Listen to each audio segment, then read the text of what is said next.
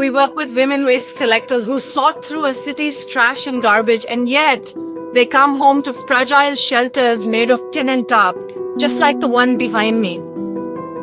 Despite being frontline workers, many of them are unable to afford this basic human right of safe shelter. We want to ensure that women waste collectors are not just recognized, but they are sheltered.